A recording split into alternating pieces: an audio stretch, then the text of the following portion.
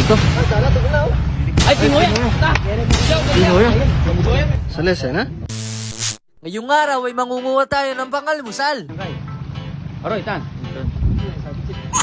Unang agis pa lang nasabit agad. Maaging troko pargo. Napalusog tuloy ng maaga si Tatang. Karartang da rin. Ipelusuban da ako agad na siguro. Ito. Ngayon, may nagwaya pa. Zero, ano yan? Nagul na.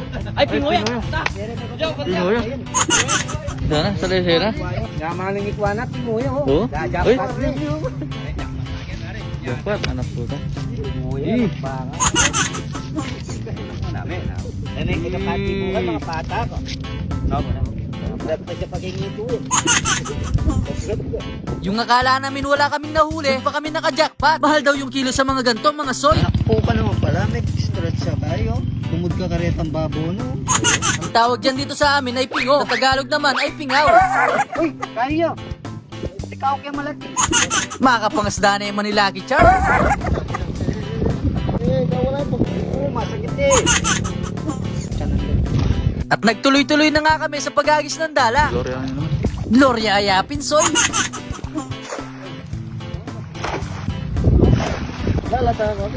Ora, no? Wala. Pag-uusap ka rin sa loob. Hindi na mababo-babo. Dalay sa bulsa. Hindi ko ayaw. Hindi na. May nikuaya pargo. Itang kayo, pingo. Dami, di ko yan. Sa tapat lang ng bahay ng pinuntahan namin, dito kami nangunguha ng mga isda. Sobrang lakas ng agos ngayon mga soy. Kaya yung mga isda ay nasa gilid-gilid lang. Ito na pala yung mga nakukuha namin mga soy at marami-rami na din. Ngayon naman, lumipat muna kami ng pwesto.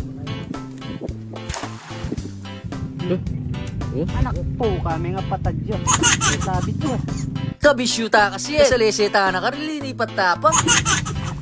Pagkakuha nga ng dala, hinali muna namin yung napatid na nylon. Pwede na ulit, soy. Pagkatapos nga namin subukin ay umalis na kami. At eto na nga ang mga nakuha namin. Makababad no kayong kaldero mga soy. Naman.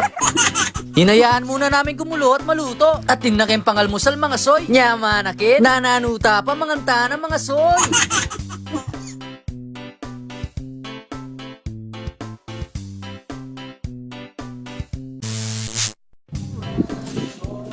Ilang po ni 40?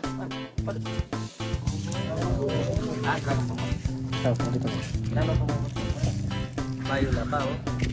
Paturo. Bayo la ba? Kakakuha na ba? Wala na. Parpa, panyawan lang.